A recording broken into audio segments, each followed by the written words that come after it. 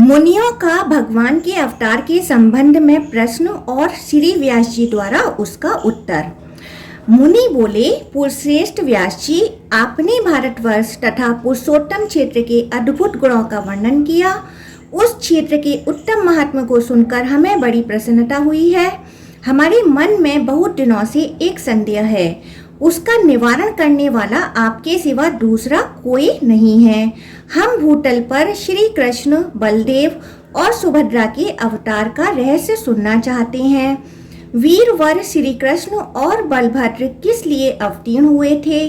वह वसुदेव के पुत्र होकर नंद के घर में क्यों रहे? यह मृत्युलोक सर्वथा निस्वार है, इसमें अधिकतर दुख ही भरा है।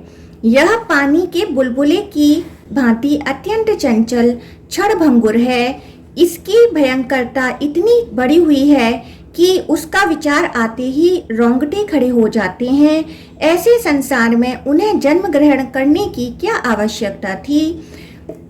इस भूतल पर अवतीर्ण हो उन्होंने जो जो लीलाएं की, उनका विस्तार पूर्वक वर्णन कीजिए। उनका संपूर्ण चरित्र अद्भुत और अलौकिक है। भगवान संपूर्ण देवताओं के स्वामी एवं सुरश्रेष्ठ हैं और पृथ्वी को उत्पन्न करने वाले तथा अविनाशी परमात्मा हैं। उन्होंने अपने दिव्य स्वरूप को मनुष्यों के बीच में कैसे प्रकट किया? जो भगवान संपूर्ण जंगम प्राणियों की गति हैं, वह मानव शरीर में कैसे आए? इसे देवता और दैत्य भी बड़े आश्चर्य की बात मानते हैं। महामुने, आप भगवान विष्णु के आश्चर्यजनक अवतार की कथा सुनाइए। भगवान के बल और पराक्रम विख्यात हैं, उनके तेज की कोई माप नहीं है। वह अपने अलौकिक चरित्रों के द्वारा आश्चर्य रूप जान पड़ते हैं। आप उनके तत्व का वर्णन कीजिए। भगवान पुरुषोत्तम देवताओं की पीड़ा दूर करने वाले और सर्वव्यापी हैं। जगत के रक्षक और सर्वलोक महेश्वर हैं। संसार की सृष्टि, पालन और संहार सब वह ही करते हैं। वह ही सब लोगों को सुख देने वाले हैं। वे अक्षय, सनातन, अनंत, क्षय और वृद्धि से रहित, निर्लेप, निर्गुण, सूक्ष्म, निर्विकार, निरंजन, समस्त उपाधियों से रहित, सत्ता मात्र रूप से स्थित, अविकारी, विभु, नित्य, अचल, निर्मल, व्यापक, नित्य, तृप्त, निरामय तथा शाश्वत परमात्मा हैं। सतयुग में उनका विशुद्ध हरि नाम सुना जाता है। देवताओं में वे वैकुंठ और मनुष्यों में श्री कृष्ण नाम से विख्यात हैं। उन्हीं परमेश्वर की भूत और भविष्य लीलाओं को, जिनका रहस्य अत्यंत गहन है, हम सुनना चाहते हैं। व्यास जी बोले, जो संपूर्ण देवताओं के स्वामी, सबकी उत्पत्ति के कारण, पुराण पुरुष, सनातन, अविनाशी, चतुर्व्यूह स्वरूप, निर्गुण, गुणरूप, परम महान, परम गुरु, वरेण्य, असीम, यज्ञांग और देवता आदि के प्रियतम हैं, उन भगवान विष्णु को मैं नमस्कार करता हूँ, जिनसे लघु और जिनसे महान दूसरा कोई नहीं है। जिन अजन्मा प्रभु ने संपूर्ण चराचर जगत को व्याप्त कर रखा है, जो अभिभाव, तिरोभाव, दृष्ट और अदृष्ट से विलक्षण हैं, सृष्टि और संहार को भी जिनका स्वरूप बतलाया जाता है, उन आदिदेव पर ब्रह्मा परमात्मा को मैं समाधि के द्वारा प्रणाम करता हूँ। जो संपूर्ण विकारों से रहित, शुद्ध, नित्य, सदा एक रूप रहने वाले और विजयी हैं, उन परमात्मा श्री विष्णु को नमस्कार है। जो हिरण्यगर्भ, हरि, शंकर तथा वासुदेव कहलाते हैं, जिनसे समस्त प्राणियों का तरण तारण होता है, जो सृष्टि, पालन और संहार करने वाले हैं, उन भगवान को नमस्कार है। जो एक होते हुए भी अनेक रूपों में प्रकट होते हैं, स्थूल और सूक्ष्म, व्यक्त और अव्यक्त, जिनके स्वरूप हैं और जो मोक्ष के कारण हैं, उन भगवान विष्णु को नमस्कार है। जो जगन्मय है, जगत की सृष्टि, पालन और संहार के मूल कारण हैं, उन परमात्मा भगवान विष्णु को नमस्कार है। जो सूक्ष्म से भी सूक्ष्मतर, संपूर्ण विश्व के आधारभूत, समस्त प्राणियों के भीतर विराजमान और अपनी महिमा से कभी च्युत न होने वाले हैं, उन भगवान पुरुषोत्तम को प्रणाम है। जो वास्तव में अत्यंत निर्मल ज्ञान रूप होते हुए भी भ्रमपूर्ण दृष्टि के कारण भिन्न भिन्न पदार्थों के रूप में स्थित दिखाई देते हैं, जिनका आदि नहीं है, जो संपूर्ण जगत के ईश्वर, अजन्मा, अक्षय और अविनाशी हैं, उन भगवान श्री हरि को नमस्कार करके मैं उनके अवतार की कथा आरंभ करता हूँ। पूर्व काल में दक्ष आदि श्रेष्ठ मुनियों के पूछने पर कमल योनि भगवान ब्रह्मा ने जो कुछ कहा था वही मैं भी आप लोगों से कहूँगा।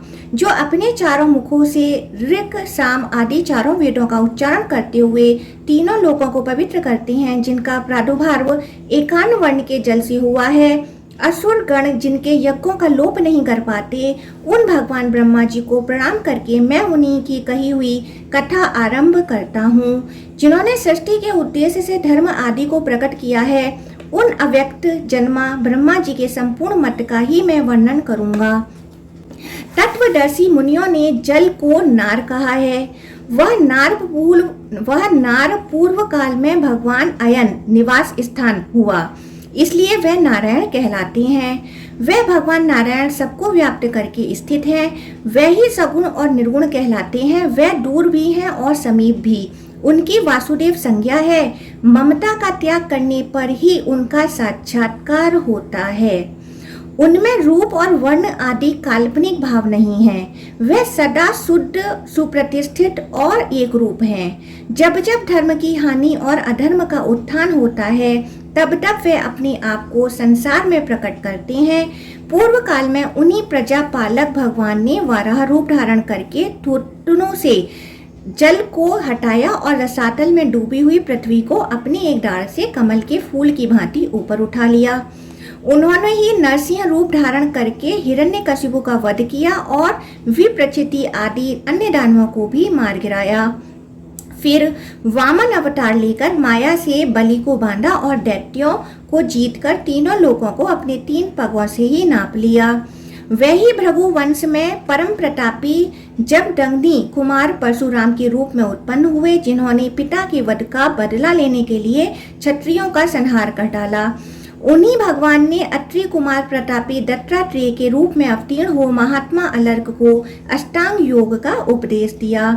त्रेता में दशरथ नंदन श्री राम के रूप में प्रकट होकर उन्होंने ही तिरुभुवन को भय देने वाले रावण का युद्ध में संहार किया।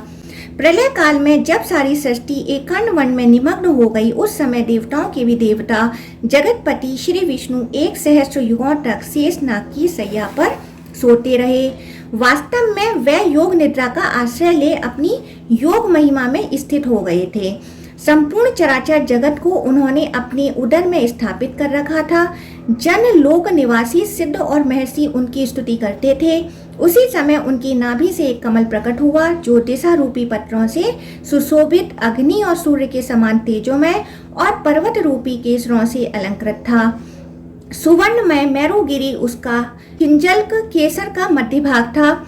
वह कमल ही पितामह ब्रह्मा जी का सुंदर ग्रह था। उसी में 4 मुखों वाले देवादिदेव ब्रह्मा जी प्रकट हुए। उस समय भगवान विष्णु के कानों की मैल से 2 महाबली और महापराक्रमी दानव उत्पन्न हुए, जो ब्रह्मा जी को मार डालने के लिए उद्धत हो गए।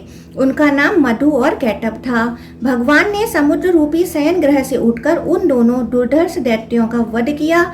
ये तथा और भी भगवान की असंख्य लीलाएं हैं, जिनकी मैं गणना नहीं कर सकता। इस समय अजन्मा भगवान के जिस अवतार का प्रसंग चल रहा है वह मथुरा में हुआ था। इस प्रकार भगवान की जो सात्विक मूर्ति है वही अवतार धारण करती है। वह प्रद्युम्न नाम से विख्यात है और सदा रक्षा कार्य में संलग्न रहती है। वह भगवान वासुदेव की इच्छा के अनुसार देवता, मनुष्य और तिर्यक योनि में अवतीर्ण होती है और उसी के अनुकूल स्वभाव बना लेती है। भक्त पुरुषों द्वारा पूजित होने पर वह उनकी मनोवांछित कामनाओं को भी पूर्ण करती है। इस तरह मैंने यहाँ भगवान के अवतार का रहस्य बतलाया है। भगवान विष्णु यद्यपि कृतकृत्य हैं, उन्हें कुछ करना अथवा पाना नहीं है, तो भी वे लोक कल्याण के लिए ही मानव रूप में प्रकट हुए थे। भगवान के अवतार का उपक्रम। व्यास जी कहते हैं, मुनिवरों, अब मैं संक्षेप से श्री हरि के अवतार का वर्णन करता हूँ, सुनो। भगवान इस पृथ्वी का भार उतारने की इच्छा से अवतार लेते हैं। जब जब अधर्म की वृद्धि होती है और धर्म का ह्रास होने लगता है, तब तब भगवान जनार्दन अपने स्वरूप के 2 भाग करके यहाँ अवतीर्ण होते हैं। साधु पुरुषों की रक्षा, धर्म की स्थापना, दुष्टों तथा अन्य देवद्रोहियों का दमन तथा प्रजा वर्ग का पालन करने के लिए वे प्रत्येक युग में अवतार धारण करते हैं। पहले की बात है, यह पृथ्वी अत्यंत भार से पीड़ित हो मेरु पर्वत पर देवताओं के समाज में गईं और ब्रह्मा जी आदि सब देवताओं को प्रणाम करके खेद एवं करुणा मिश्रित वाणी में अपना सब हाल सुनाने लगी। सुवर्ण के गुरु अग्नि, गौओं के गुरु सूर्य तथा मेरे गुरु संपूर्ण लोगों के वंदनीय भगवान नारायण हैं। इस समय ये कालनेमी आदि दैत्य मृत्यु लोक में जन्म लेकर दिन रात प्रजा को कष्ट देते रहते हैं। सर्वशक्तिमान भगवान विष्णु ने जिस कालनेमी नामक महान असुर का वध किया था, वही अब उग्रसेन कुमार कंस के रूप में उत्पन्न हुआ है। अरष्टि, धैनुक, केसी, प्रलंब, नरक, सुंडासुर, अत्यंत भयंकर बलि कुमार बाणासुर तथा और भी जो महापराक्रमी दुरात्मा दैत्य राजाओं के घर में उत्पन्न हुए हैं, उन्हीं की मैं गणना नहीं कर सकती। दिव्य मूर्तिधारी देवताओं, इस समय मेरे ऊपर महाबली और गर्वीले दैत्यों की अनेक अक्षयणी सेनाएं हैं। सुरेश्वरों, मैं आप लोगों को बताई देती हूँ कि उन दैत्यों के भारी भार से पीड़ित होने के कारण अब मुझ में अपने को धारण करने की शक्ति नहीं रह गई है, अतः आप लोग मेरा भार उतारिए। पृथ्वी का यह वचन सुनकर संपूर्ण देवताओं ने उसका भार उतारने के लिए ब्रह्मा जी को प्रेरित किया। तब ब्रह्मा जी बोले, देवताओं, पृथ्वी जो कुछ कहती हैं वह सब ठीक है। वास्तव में महादेव जी और तुम लोग सब भगवान नारायण के ही स्वरूप हैं। भगवान की जो विभूतियां हैं, उन्हीं की परम न्यूनता और अधिकता बाध्य बाधक रूप से रहा करती हैं। इसलिए आओ हम लोग क्षीर सागर के उत्तम तट पर चलें और वहां श्री हरि की आराधना करके यह सब वरदान उनसे निवेदन करें। वह सबके आत्मा है, संपूर्ण जगत उनका ही रूप है। वह सदा ही जगत का कल्याण करने के लिए अपनी अंश से अवतार लें धर्म की स्थापना करते हैं। यूं कहकर ब्रह्मा जी संपूर्ण देवताओं के साथ क्षीर सागर के तट पर गए और एकाग्रचित्त होकर भगवान गरुड़ ध्वज की स्तुति करने लगे। ब्रह्मा जी बोले, सहस्त्र मूर्ते, आपको बारंबार नमस्कार है। आपके सहस्त्रों बाहें, अनेक मुख और अनेक चरण हैं। आप जगत की सृष्टि, पालन और संहार में संलग्न रहते हैं। आप प्रमेय परमेश्वर, आपको बारंबार नमस्कार है। भगवान, आप सूक्ष्म से भी अत्यंत सूक्ष्म, परम महान और बड़े बड़े गुरुओं से भी अधिक गौरवशाली हैं। आप प्रकृति, समष्टि, बुद्धि, महत्व तत्व, अहंकार तथा वाणी के भी प्रधान मूल हैं। अपरा प्रकृति में संपूर्ण जगत आपका ही स्वरूप है। आप हम पर प्रसन्न होइए। देव, यह पृथ्वी आपकी शरण में आई है। इस समय भूतल पर जो बड़े बड़े असुर उत्पन्न हुए हैं, उनके द्वारा पीड़ित होने से इसके पर्वत रूपी बंधन शिथिल पड़ गए हैं। आप संपूर्ण जगत के परम आश्रय हैं। आपकी महिमा अपरंपार है। अतः यह वसुधा अपना भार उतरवाने के लिए आपकी ही सेवा में उपस्थित हुई है। हम लोग भी यहाँ उपस्थित हुए हैं। ये इंद्र, दोनों अश्विनी कुमार, वरुण, रुद्र, वसु, आदित्य, वायु, अग्नि तथा अन्य संपूर्ण देवता यहाँ खड़े हैं। देवेश्वर, मुझे तथा इन देवताओं को जो कुछ करना हो उसके लिए आज्ञा दीजिए।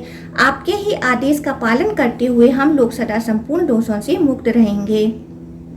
ब्रह्मा जी के इस प्रकार स्तुति करने पर परमेश्वर भगवान श्री विष्णु ने अपने श्वेत और कृष्ण 2 केस उखाड़े और देवताओं से कहा, मेरे ये दोनों केस ही भूतल पर अवतार लें, पृथ्वी के भार और क्लेश का नाश करेंगे।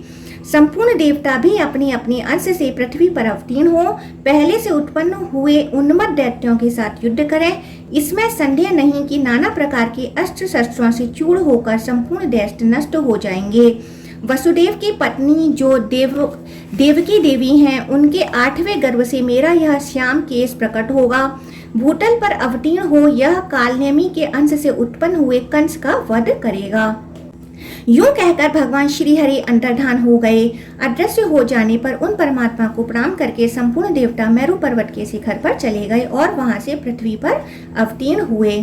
एक दिन महर्षि नारद ने कंस से जाकर कहा, देवकी के 8वें गर्भ से भगवान विष्णु उत्पन्न होंगे जो तुम्हारा वध करेंगे।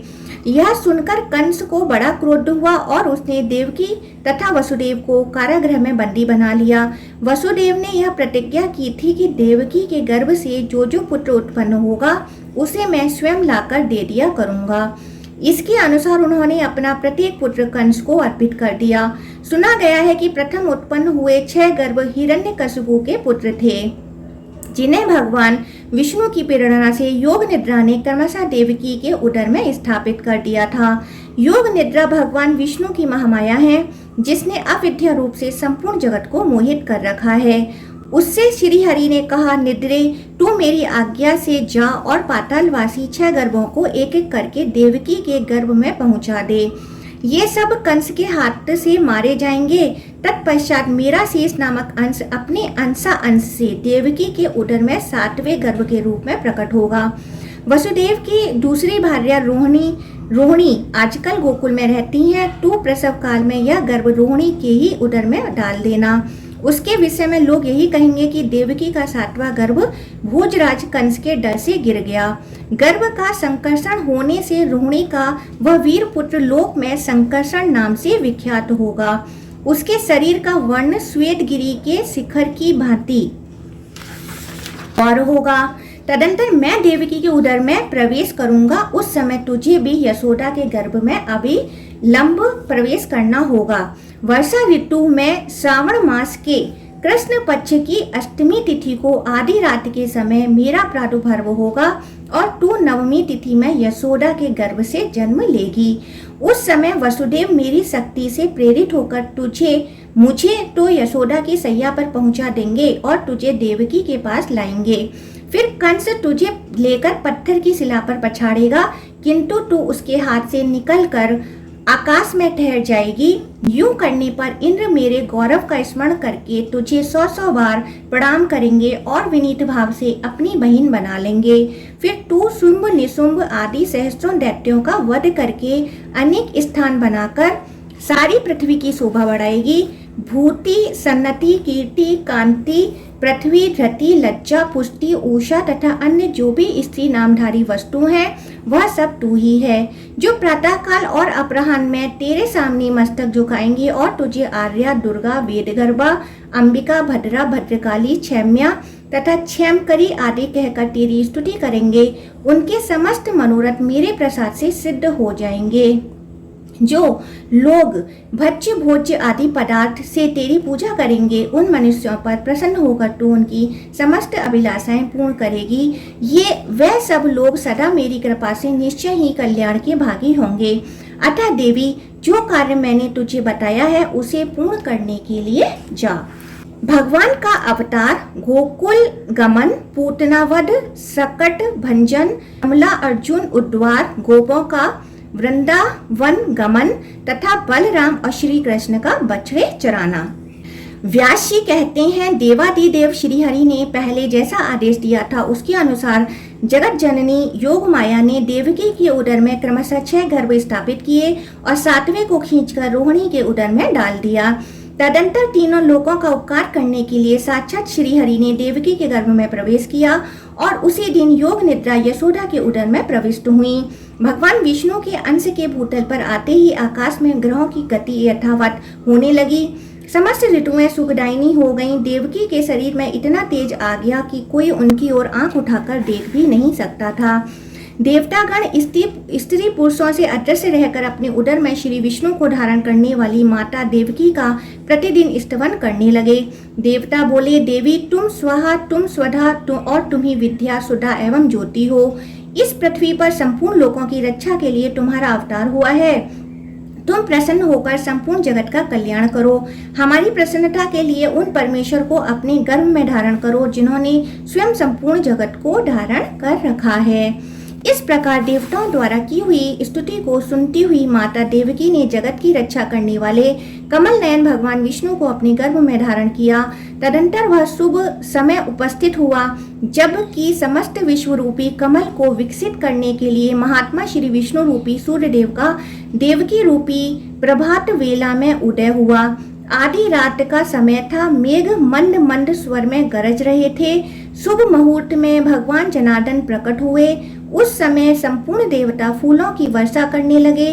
विकसित नील कमल के समान श्याम वर्णित श्री वत्स चिन्ह से सुशोभित वत्स स्थल वाले चतुर्भुज बालक को उत्पन्न हुआ देख परम बुद्धिमान वसुदेव जी ने उल्लासपूर्ण वचनों में भगवान का स्तवन किया और कंस से भयभीत होकर कहा, शंख चक्र एवं गदा धारण करने वाले देव देवेश्वर, मैंने जान लिया आप साक्षात भगवान हैं, परंतु देव आप मुझ पर कृपा करके अपने इस दिव्य रूप को छिपा लीजिए।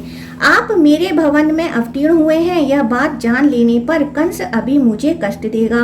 देवकी बोली, जिनके अनंत रूप हैं, यह संपूर्ण विश्व जिनका ही स्वरूप है, जो गर्भ में स्थित होकर भी अपने शरीर से संपूर्ण लोकों को धारण करते हैं तथा जिन्होंने अपनी माया से ही बाल रूप धारण किया है, वह देव प्रसन्न हो। सर्वात्मन, आप अपने इस चतुर्भुज रूप का उपसंहार कीजिए।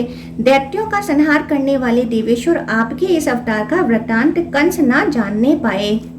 श्री भगवान बोले, देवी, पूर्व जन्म में तुमने मुझ जैसे पुत्र को पाने की अभिलाषा जो मेरा स्तवन किया था, वह आज सफल हो गया, क्योंकि आज मैंने तुम्हारे उदर से जन्म लिया है। मुनिवरों, यूं कहकर भगवान मौन हो गए तथा वसुदेव जी भी रात में ही उन्हें लेकर घर से बाहर निकले। वसुदेव जी के जाते समय पहरा देने वाले मथुरा के द्वारपाल योग निद्रा के प्रभाव से अचेत हो गए थे।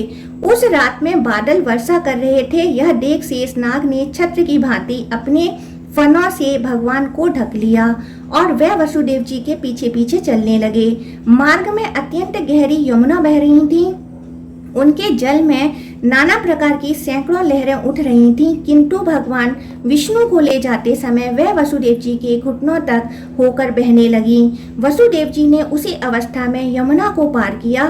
उन्होंने देखा नंद आदि बड़े बूढ़े गोप राजा कंस का कर लेकर यमुना के तट पर आए हुए हैं। इसी समय यशोदा जी ने भी योग माया को कन्या रूप में जन्म दिया, परंतु वह योग निद्रा से मोहित थी, अतः पुत्र है या पुत्री इस बात को जान न सकी। प्रसूति गृह में और भी जो स्त्रियां थी, वह सब निद्रा के कारण अचेत पड़ी थी। वसुदेव जी ने चुपके से अपने बालक को यशोदा की सैया पर सुला दिया और कन्या को लेकर तुरंत लौट आए। जागने पर यशोदा ने देखा मेरे नील कमल के समान श्याम सुंदर बालक हुआ है। इससे उन्हें बड़ी प्रसन्नता हुई। वसुदेव जी ने भी कन्या को लेकर अपने घर लौट आए। वसुदेव जी भी कन्या को लेकर अपने घर लौट आए और देवकी की सैया पर उसे सुलाकर पहले की भांति बैठे रहे। इतने में ही बालक के रोने का शब्द सुनकर पहरा देने वाला द्वारपाल सहसा उठकर खड़ा हो गए। उन्होंने देवकी के संतान होने का समाचार कंस से निवेदन किया। कंस ने शीघ्र ही वहां पहुंचकर उस बालिका को उठा लिया। देवकी रूंधे हुए कंठ से छोड़ दो इसे, यूं कहकर उसे रोकती ही रह गई। कंस ने उस कन्या को एक शिला पर दे मारा, किंतु वह आकाश में ही ठहर गई और आयुधों सहित 8 बड़ी बड़ी भुजाओं वाली देवी के रूप में प्रकट हुई। उसने ऊंचे स्वर से अट्टहास किया और कंस से रोषपूर्वक कहा, ओ कंस, मुझे पटकने से क्या लाभ हुआ? जो तेरा वध करेगा वह प्रकट हो चुके हैं। देवताओं के सर्वस्वभूत वह श्रीहरि पूर्व जन्म में भी तेरे काल थे। इन सब बातों पर विचार करके तू शीघ्र ही अपने कल्याण का उपाय कर। यूं कहकर देवी कंस के देखते देखते आकाश मार्ग से चली गईं। उसके शरीर पर दिव्य हार, दिव्य चंदन और दिव्य आभूषण शोभा पा रहे थे और सिद्धगण उसकी स्तुति करते थे।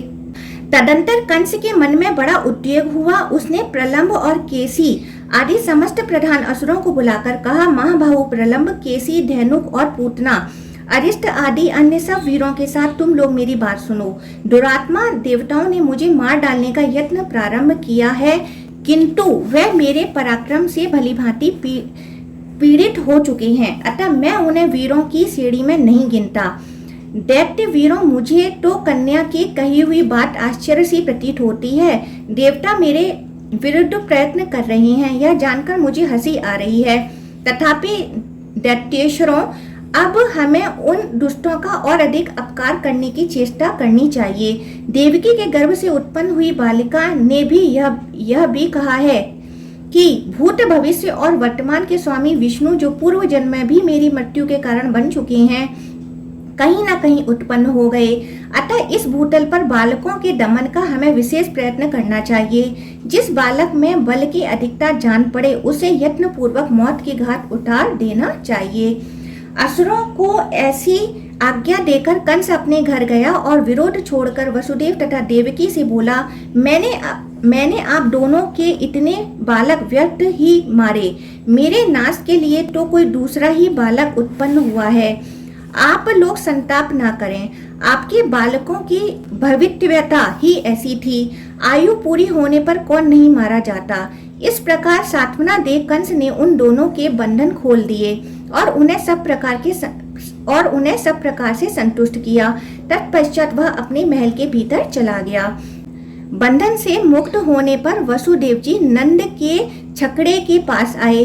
नंद बड़े प्रसन्न दिखाई दिए। मुझे पुत्र हुआ है, यह सोचकर वह फूले नहीं समाते थे। वसुदेव जी ने भी कहा, बड़े सौभाग्य की बात है कि इस समय वृद्धावस्था में आपको पुत्र हुआ है।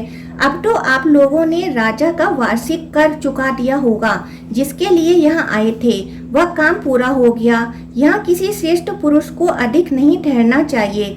नंद जी, जब कार्य हो गया तब आप लोग क्यों यहाँ बैठे हैं? शीघ्र ही अपने गोकुल में जाइए। वहाँ रोहिणी के गर्भ से उत्पन्न मेरा भी एक बालक है, उसका भी अपने ही पुत्र की भांति लालन पालन कीजिएगा। वसुदेव जी के यूं कहने पर नंद आदि गोप छकड़ों पर सामान लाद कर वहां से चल दिए। उनके गोकुल में रहते समय रात में बालकों की हत्या करने वाली पूतना आई और सोए हुए कृष्ण को लेकर अपना स्तन पिलाने लगी। पूतना रात में जिस के मुख में अपना स्तन डालती थी उस बालक का शरीर क्षण भर में निर्जीव हो जाता था। श्री कृष्ण ने उसके स्तनों को दोनों हाथों से पकड़कर खूब जोर से दबाया और क्रोध में भरकर उसके प्राणों सहित दूध पीना आरंभ किया। उस राक्षसी के शरीर की नस नाड़ियों के बंधन छिन्न भिन्न हो गए। वह जोर जोर से कराती हुई पृथ्वी पर गिर पड़ी। मरते समय उसका शरीर बड़ा भयंकर हो गया। पूतना का चीत्कार सुनकर समस्त वज्रवासी भय के मारे जाग उठे। उन्होंने आकर देखा पूतना मरी पड़ी है और श्री कृष्ण उसकी गोद में बैठे हैं। यह देखकर माता यशोदा थर्रा उठी और श्री कृष्ण को शीघ्र ही गोद में उठाकर गाय की पूंछ घुमाने आदि के द्वारा अपने बालक के ग्रह दोष को शांत किया। नंद ने भी गाय का गोबर ले श्री कृष्ण के मस्तक में लगाया और उनकी रक्षा करते हुए इस प्रकार बोले, समस्त प्राणियों की उत्पत्ति करने वाले भगवान श्री हरि, जिनके नाभि कमल से संपूर्ण जगत उत्पन्न हुआ है, तुम्हारी रक्षा करें। जिनकी दाढ़ के अग्रभाग पर रखी हुई यह पृथ्वी संपूर्ण जगत को धारण करती है, वह वारा रूपधारी केशव तुम्हारी रक्षा करें। तुम्हारे गुदा भाग और उदर की रक्षा भगवान विष्णु तथा जंगा और चरणों की रक्षा श्री जनार्दन करें, जो एक ही क्षण में वामन से विराट बन गए और 3 पगों से सारी त्रिलोकी को नाप कर नाना प्रकार के अस्त्र शस्त्रों से संपन्न दिखाई देने लगे। वह भगवान वामन तुम्हारी सदा रक्षा करें। तुम्हारे सिर की गोविंद तथा कंठ की केशव रक्षा करें। मुख, बाहु, प्रभा, कोहनी के नीचे भाग, मन और संपूर्ण इंद्रियों की अखंड ऐश्वर्यशाली अविनाशी भगवान नारायण रक्षा करें। भगवान वैकुंठ दिशाओं में मधुसूदन, विदिशाओं कोणों में ऋषिकेश, आकाश में और पृथ्वी को धारण करने वाले भगवान अनंत पृथ्वी पर तुम्हारी रक्षा करें। इस प्रकार नंद गोप द्वारा स्वस्ति वाचन होने पर बालक श्री कृष्ण छकड़े के नीचे एक खटोले पर सुलाए गए। गोपों को मरी हुई पूतना का विशाल शरीर देखकर अत्यंत भय और आश्चर्य हुआ। एक दिन की बात है, मधुसूदन श्री कृष्ण छकड़े के नीचे सोए हुए थे। उस समय वे दूध पीने के लिए जोर जोर से रोने लगे। रोते ही रोते उन्होंने अपने दोनों पैर ऊपर की ओर फेंकने आरंभ किए। उनका एक पैर छकड़े से छू गया। उसके हल्के आघात से ही वह छकड़ा उलट कर गिर पड़ा। उस पर रखे हुए मटके और घड़े आदि टूट फूट गए। उस समय समस्त गोप गोपियां हाहाकार करती हुई वहां आ पहुंची। उन्होंने देखा बालक श्री कृष्ण उत्तान सोए हुए हैं। तब गोपों ने पूछा, किसने इस छकड़े को उलट दिया? वहीं कुछ बालक खेल रहे थे। उन्होंने कहा, इस बच्चे ने ही गिराया है। यह सुनकर गोपों के मन में बड़ा आश्चर्य हुआ। नंद गोप ने अत्यंत विस्मय होकर बालक को गोद में उठा लिया। यशोदा ने भी आश्चर्यचकित हो टूटे फूटे भाड़ों के टुकड़े और छकड़ों की दही, फूल, फल और अच्छत से पूजा की। एक दिन वसुदेव जी की प्रेरणा से गर्ग जी गोकुल में आए और अन्य गोपों से छिपे छिपे ही उन्होंने उन दोनों बालकों के द्विजोचित संस्कार किए। उनके नामकरण संस्कार करते हुए परम बुद्धिमान गर्ग जी ने बड़े बालक का नाम राम और छोटे का कृष्ण रखा। थोड़े ही दिनों में वे दोनों बालक महाबलवान के रूप में प्रसिद्ध हो गए। घुटनों के बल से चलने के कारण उनके दोनों घुटनों और हाथों में रगड़ पड़ गई थी। वे शरीर में गोबर और राख लपेटे इधर उधर घूमा करते थे। यशोदा और रोहिणी उन्हें रोक नहीं पाती थीं। कभी गांव के बाड़े में खेलते खेलते बछड़ों के बाड़े में निकल जाते थे, कभी उसी दिन पैदा हुए बछड़ों की पूंछ पकड़कर खींचने लगते थे। वे दोनों बालक एक ही स्थान पर साथ साथ खेलते और अत्यंत चपलता दिखाते थे। एक दिन जब यशोदा उन्हें किसी प्रकार रोक न सकी, तब उनके मन में कुछ क्रोध हो आया। उन्होंने अनायास ही बड़े बड़े कार्य करने वाले श्री कृष्ण की कमर में रस्सी कस दी और उन्हें उखल से बांध दिया। उसके बाद कहा, ओ चंचल, तू बहुत ऊधम मचा रहा था, अब तुझ में सामर्थ्य हो तो जा। यूं कहकर गृह स्वामिनी यशोदा अपने काम काज में लग गईं। तब यशोदा घर के काम धंधे में फंस गईं। तब कमल नयन श्री कृष्ण उखल को घसीटते हुए दो अर्जुन वृक्षों के बीच से जा निकले। वे दोनों वृक्ष जुड़वे उत्पन्न हुए थे। उन वृक्षों के बीच में तिरछी पड़ी हुई उखली को ज्यों ही उन्होंने खींचा, उसी समय ऊंची शाखाओं वाले वे दोनों वृक्ष जड़ से उखड़कर गिर पड़े। वृक्षों के उखड़ते समय बड़े जोर से कड़कड़ाहट की आवाज हुई। उसे सुनकर समस्त वज्रवासी कातर भाव से वहां दौड़ाए। आने पर सबने देखा वे दोनों महावृक्ष पृथ्वी पर गिरे पड़े हैं। उनकी मोटी मोटी डालियां और पतली शाखाएं भी टूट टूट कर बिखर गई हैं। उन दोनों के बीच में बालक कृष्ण मंद मंद मुस्कुरा रहे हैं। उसके खुले हुए मुख में थोड़े से दांत झलक रहे हैं। उसकी कमर में खूब कसकर रस्सी बंधी हुई है।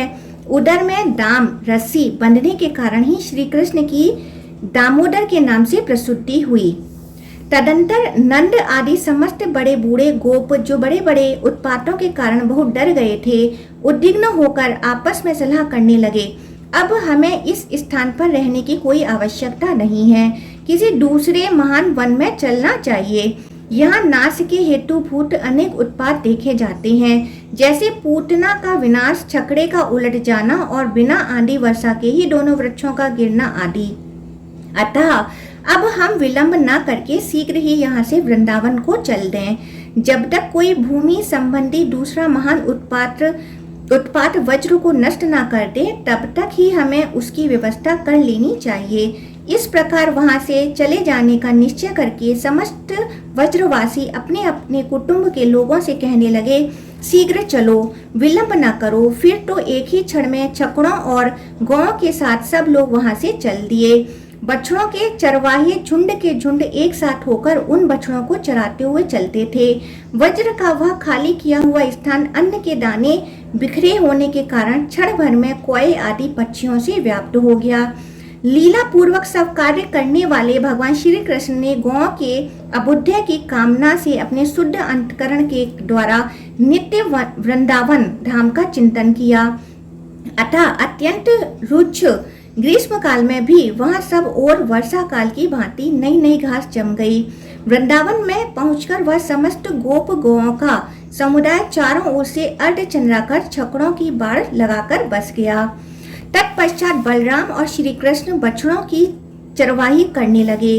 गोष्ठ में रहकर वे दोनों भाई अनेक प्रकार बाल लीलाएं किया करते थे। मोर के पंख का मुकुट बनाकर पहनते, जंगली पुष्पों को कानों में धारण करते, कभी मुरली बजाते और कभी पत्तों को लपेटकर उन्हीं के छिद्रों से तरह तरह की ध्वनि निकालते थे। दोनों काक पक्षधारी बालक हंसते खेलते हुए उस महान वन में विचरण करते थे। कभी आपस में ही एक दूसरे को हंसाते हुए खेलते और कभी दूसरे ग्वाल बालों के साथ बालोचित क्रीड़ाएं करते फिरते थे। इस प्रकार कुछ समय बीतने पर बलराम और श्री कृष्ण 60 वर्ष के हो गए। जो संपूर्ण जगत का पालन करने वाले हैं, वह उस महावज्र में बछड़ों के पालक बने हुए थे। धीरे धीरे ग्रीष्म ऋतु के बाद वहां वर्षा का समय आया। मेघों की घटा से संपूर्ण आकाश आच्छादित हो गया। निरंतर धारावाहिक वृष्टि होने से संपूर्ण दिशाएं एक सी जान पड़ती थीं। पानी पड़ने से नई नई घास उग आई। स्थान स्थान पर वीर बहुटियों से पृथ्वी आच्छादित हो गई। जैसे पन्ने के फर्श पर लाल मणि की ढेरी शोभा पाती है, उसी प्रकार वीर बहुटियों से ढकी हुई हरी भरी पृथ्वी सुशोभित होती थी।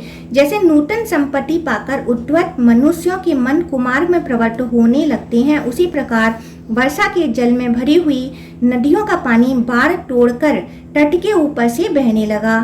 संध्या होने पर महाबली राम और श्री कृष्ण इच्छा अनुसार वज्र में लौट आते और अपने समवयस्क ग्वाल बालों के साथ देवताओं की भांति क्रीड़ा करते थे। ओम नमो भगवते वासुदेवाय।